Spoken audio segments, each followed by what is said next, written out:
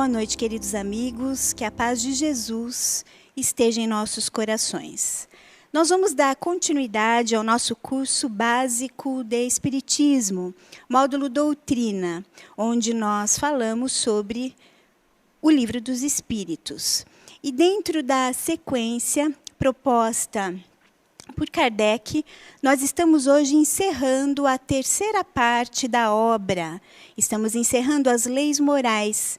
Hoje nós vamos estudar o 12º capítulo, intitulado Perfeição Moral.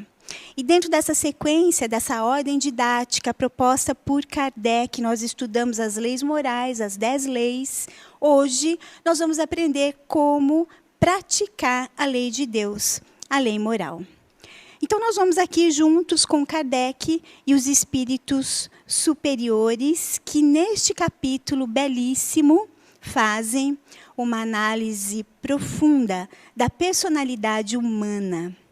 Então, eles vão investigar alguns itens como as virtudes e os vícios, as paixões, o egoísmo, os caracteres do homem de bem, e apresentam a chave do progresso individual, que é o conhecimento de si mesmo. Aqui, nesse nosso estudo, como é um curso básico, nós trazemos os pontos fundamentais do capítulo. Mas é um capítulo extremamente belo e profundo. Vale a pena nós estudarmos em casa. E Kardec, então, ele inicia o capítulo com essa pergunta: qual é a mais meritória de todas as virtudes? E os espíritos da codificação vão responder para nós que é a caridade desinteressada. Então vejam o que eles respondem. Todas as virtudes têm seu mérito, porque todas indicam progresso na senda do bem. Há virtude, sempre que há resistência voluntária ao arrastamento das más tendências. A sublimidade da virtude está no sacrifício do interesse pessoal, pelo bem do próximo, sem segunda intenção. A mais meritória é a que se baseia na mais desinteressada caridade. Olha que interessante. Então, meus amigos, nós aprendemos no capítulo anterior sobre o sentido da verdadeira caridade. Kardec pergunta para os espíritos da codificação como Jesus entendia a caridade. E eles respondem, aquele famoso BIP, benevolência para com todos, indulgência para com as faltas alheias e o perdão das ofensas. Então vejam que isso é caridade, esse tripé deve ser o alicerce de todas as nossas relações humanas, de todos os nossos relacionamentos. E agora, os espíritos superiores, eles estão nos dizendo que quando nós resistimos a uma má tendência, há virtude. Nós estamos no desenvolvimento desse processo, mas dizem ainda que há a excelência, a sublimidade disso consiste em não se ter interesse pessoal nas nossas relações. No sentido de fazer o bem para o outro, de fazer a caridade. Então, o que significa isso? É fazer para o outro sem esperar nada em troca, sem ter uma segunda intenção, um pensamento oculto. Isso é muito interessante, porque para nós analisarmos como nós estamos no desenvolvimento espiritual, no processo de reforma íntima, sempre nós devemos fazer um exame se há interesse pessoal, se há algum grau de interesse pessoal nas coisas que nós estamos fazendo.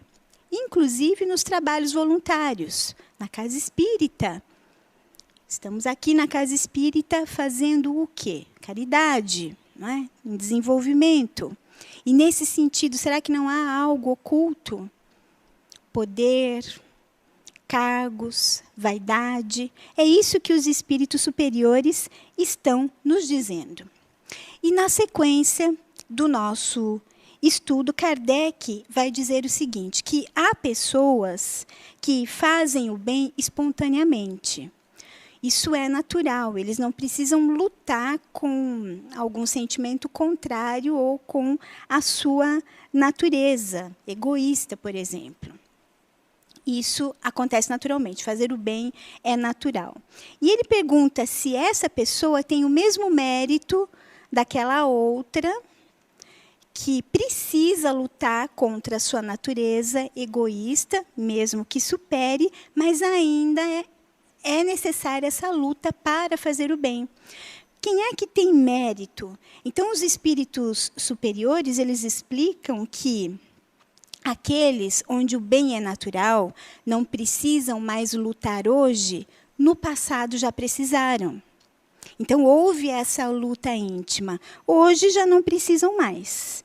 Né? Então, nós, nesse processo de desenvolvimento espiritual, nós vamos lutando contra as nossas más tendências para que possamos ampliar a nossa capacidade de amar. E isso vai ser natural conforme nós vamos aí evoluindo. Demanda esforço ainda. E os espíritos superiores vão dizer que nos mundos mais evoluídos, onde nós temos uma humanidade mais melhorada, mais desenvolvida, o bem ele é espontâneo.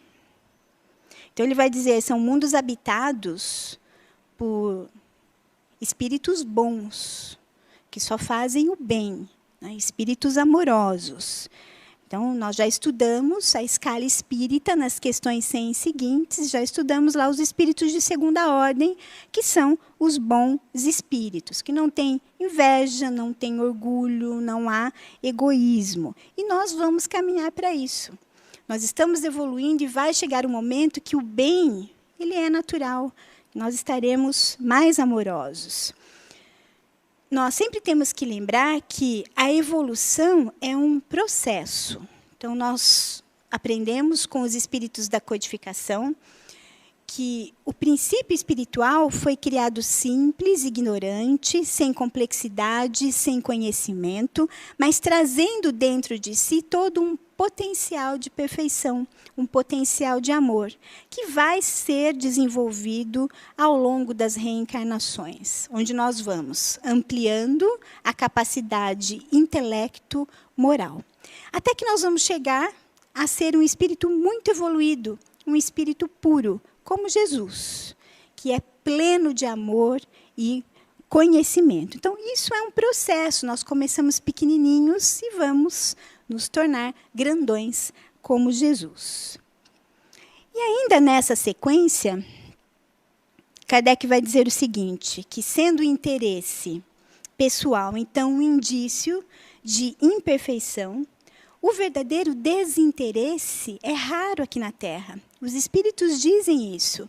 Quando isso acontece, é quase um fenômeno, porque ele é raro. Nós somos ainda muito imperfeitos, nós somos espíritos de terceira ordem da escala espírita, onde há o predomínio da matéria, do egoísmo, das paixões, mas nós estamos ainda caminhando. Então, eles vão dizer assim que o apego, né? Então, quero tudo para mim, egoísmo, é um sinal notório de inferioridade. E o apego não só aos bens materiais, mas o apego em todos os sentidos, coisas e pessoas. Então, dizem os espíritos que isso traduz uma falta de compreensão do homem a respeito das suas questões existenciais, do seu destino, e uma falta de fé no futuro. E um dos pontos importantes que nós gostaríamos de lembrar sobre o ensino de Jesus, quando esteve conosco, dentro da sua proposta amorosa, evangélica, é justamente a questão do desapego, que o benfeitor espiritual Emmanuel chama de desmaterialização, ou seja, estar no mundo sem pertencer ao mundo. Nós somos seres espirituais e estamos realizando experiências na matéria, aqui, enquanto encarnados. Mas nós agimos ao contrário. Como seres puramente materiais, realizando raras e esparsas experiências espirituais. Isso deveria ser contrário, não é? Nós temos que pensar qual é o nosso objetivo, qual é o nosso foco. Há pessoas que vivem exclusivamente do berço ao túmulo, a vida puramente material. As questões materiais, elas são importantes, dizem os espíritos, mas que nós possamos viver essas experiências retirando os aprendizados do espírito, ter uma busca maior, uma meta espiritual, trabalhar os nossos valores íntimos. Então, eles vão dizer que a riqueza, ela não foi feita para ser dispersada ao vento. Não é à toa que nós passamos, alguns, pela prova da riqueza, que não é fácil. A prova da riqueza, ela é mais difícil do que da miséria, por conta das facilidades que ela provoca, das ilusões, do despertar das tentações. Então, não é uma prova fácil. E nós temos que lembrar o seguinte: se tem dinheiro, é para ajudar as pessoas, é para auxiliar o outro. Muito bem.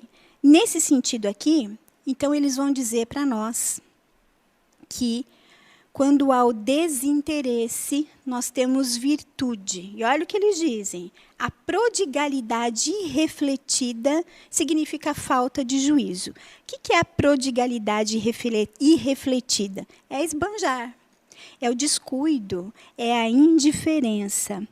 E interessante que, fazendo uma correlação com o capítulo 16 de O Evangelho segundo o Espiritismo, capítulo Não se pode servir a Deus e a Mamon, esse capítulo vai tratar justamente sobre essas questões do desapego.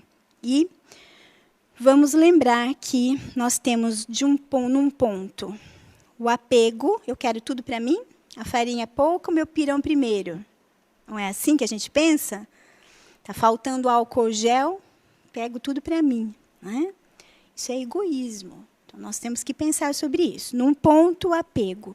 No outro ponto, nós temos, no lado oposto, o descuido ou a indiferença. Porque o desapego é o caminho do meio, é o caminho do equilíbrio. Então, nem apego, nem descuido ou indiferença, mas o equilíbrio. O caminho do meio, já dito lá atrás por Buda, né? O caminho do equilíbrio. Esse é o caminho do desapego, que é o que nós temos que trabalhar. Então, apenas um reforço aí dos espíritos. E nessa sequência, Kardec vai perguntar: sendo a vida corpórea apenas uma estada temporária e devendo o futuro constituir objeto da nossa principal preocupação, será útil nos esforcemos por adquirir conhecimentos científicos que só digam respeito às coisas e às necessidades materiais? E os espíritos respondem que sim, isso serve para auxiliar os vossos irmãos. O espírito vai evoluir mais depressa, porque ele está adquirindo conhecimento, e nenhum conhecimento é inútil. E eles vão lembrar que o espírito, para ser perfeito, tem que saber tudo. Então, vamos lembrar que nessa escala, nessa hierarquia espiritual, nesse nosso desenvolvimento das potencialidades, o espírito puro, ele sabe tudo. É difícil para nós entendermos isso, mas ele tem todo o conhecimento e é pleno de amor, então sabe tudo. Sabe fazer um foguete, sabe? Sabe física quântica, sabe fazer uma cirurgia, arquiteta mundos. Então, para nós é difícil nós entendermos isso. Então, é o processo aí de desenvolvimento espiritual. Eles vão dizer que é importante essa aquisição de conhecimento. E Kardec pergunta: será reprovável que cobicemos a riqueza quando nos anime o desejo de fazer o bem? Então, aquelas pessoas que dizem: eu gostaria de ter dinheiro para poder ajudar o outro, né? E eles dizem: tal sentimento é, não há dúvida, louvável, quando puro. Mas será bastante desinteressado esse desejo? Não ocultará nenhum intuito de ordem pessoal? Não será de fazer o bem a si mesmo, em primeiro lugar, que cogita aquele a quem tal desejo se manifesta? Então, é uma questão, porque nós temos muito disso, né? Eu gostaria, por exemplo, de ganhar na loteria. Quando eu ganhar na loteria, eu vou ajudar minha família, vou ajudar as instituições e tal. E quando acontece isso, às vezes nós observamos pessoas que enriquecem, até pelo próprio trabalho, mas aí essa questão do auxílio ao outro fica esquecida, né? E acaba só utilizando os seus recursos financeiros para si próprio. Então, uma chamada dos espíritos. Kardec pergunta se incorre em culpa o homem por estudar os defeitos alheios. E olha só, eles respondem que sim.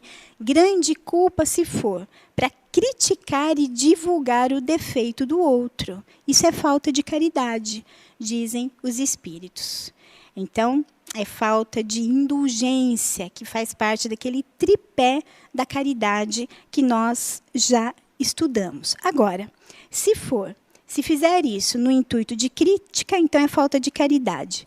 Mas se for com intenção de analisar para evitar fazer o mesmo, então para estudar o outro no sentido de não cometer o mesmo erro, dizem os espíritos que isso terá alguma utilidade.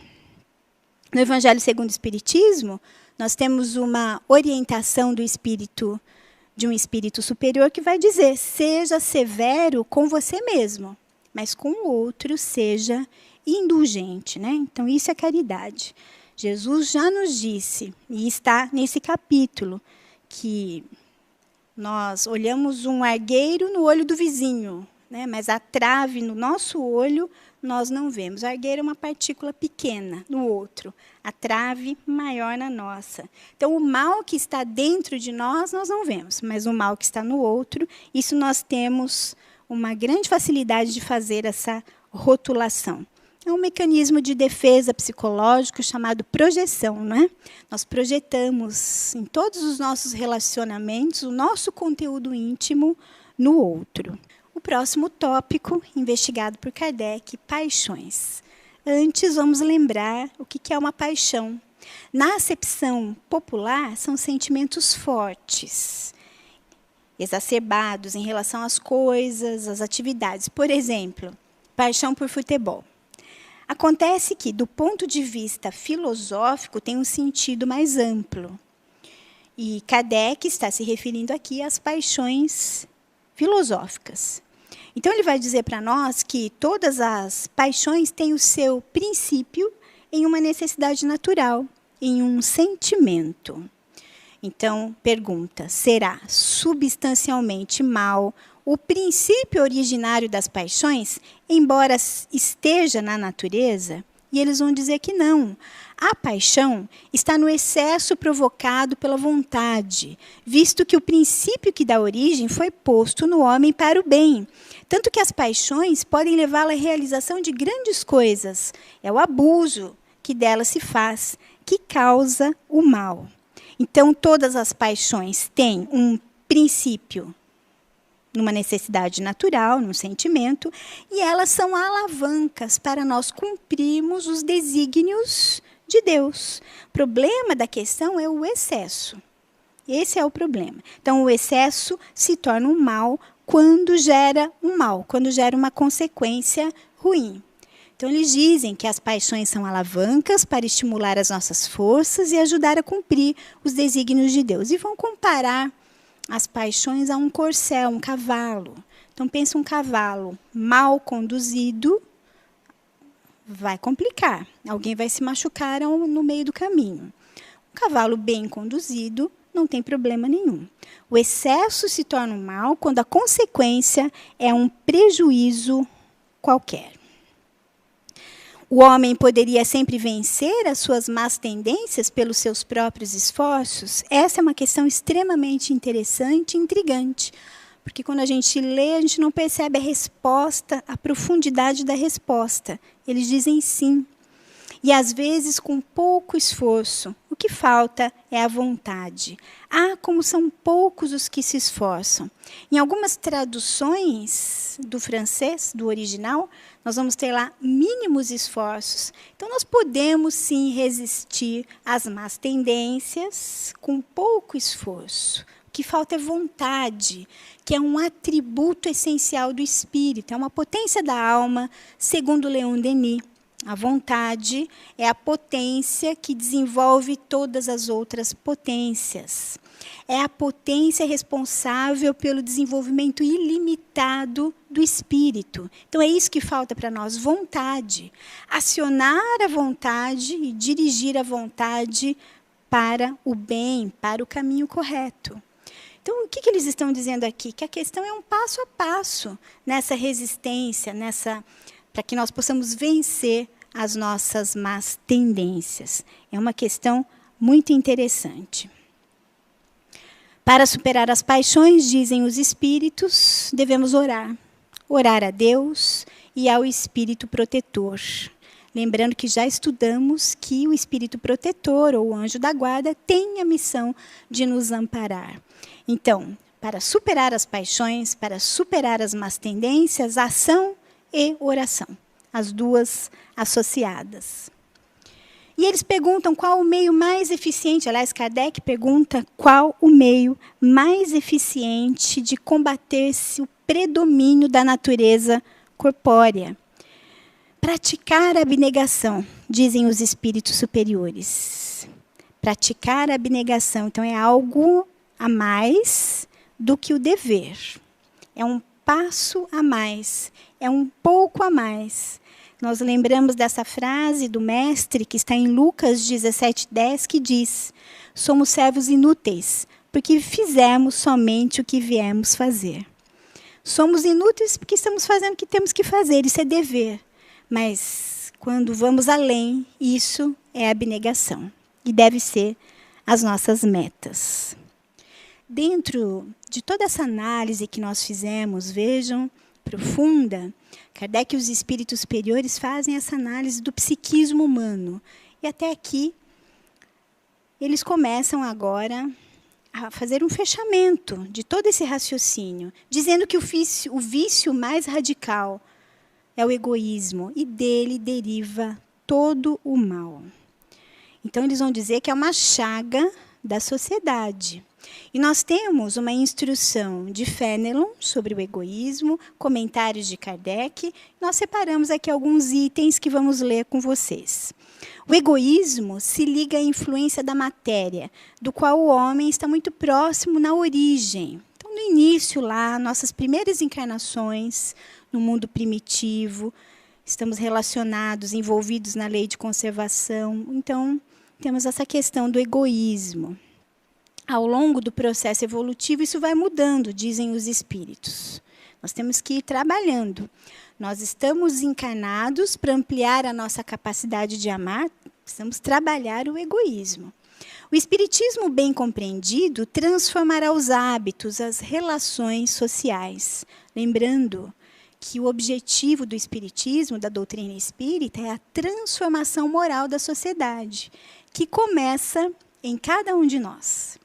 E nós estamos, nesses momentos difíceis de coronavírus, vivenciando um aprendizado sobre isso. Trabalhar o nosso egoísmo, olhar para o outro. É importantíssimo esse momento que nós estamos vivendo. O princípio da caridade e da fraternidade deve ser a base das instituições sociais. E eles vão dizer que nós devemos atacar o egoísmo através da educação. Educação em termos de sentimentos. E é isso que nós devemos fazer.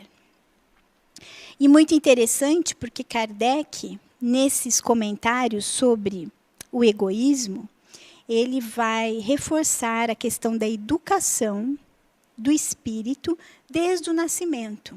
Nós vamos ter aqui, nesse tópico, a base da evangelização infanto-juvenil.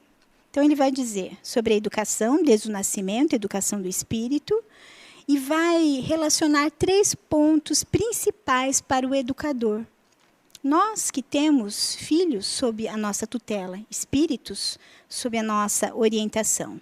Experiência, tato e profunda observação. São 3 pontos fundamentais para que nós possamos ajudar o desenvolvimento do espírito que está conosco, nossos filhos.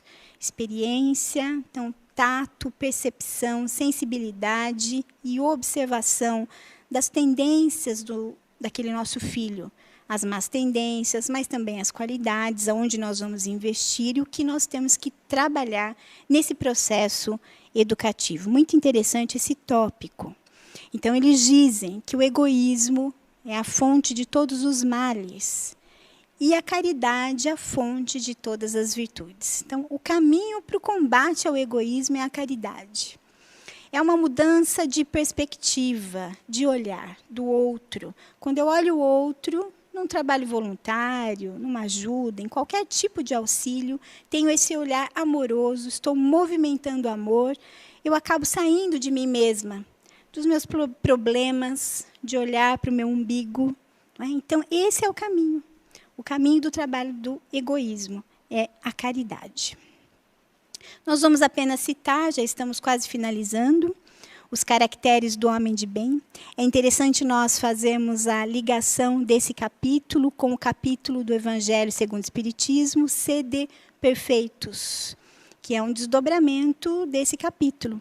O Evangelho segundo o Espiritismo ele é um desdobramento da 3ª parte desta obra, Leis Morais. Então, vamos citar alguns aqui, que deve ser a nossa meta, ainda estamos longe. Então, o homem de bem pratica a lei de justiça, amor e caridade. Tem fé em Deus, submetendo-se à sua vontade a dele. Fé no futuro. Todas as vicissitudes são provas e expiações, e aceita, sem murmurar, sem reclamar. Faz o bem pelo bem, sacrifica o seu interesse pela justiça, é bom para com todos, a caridade é o seu guia. Não tem ódio, nem rancor, nem desejo de vingança. É indulgente.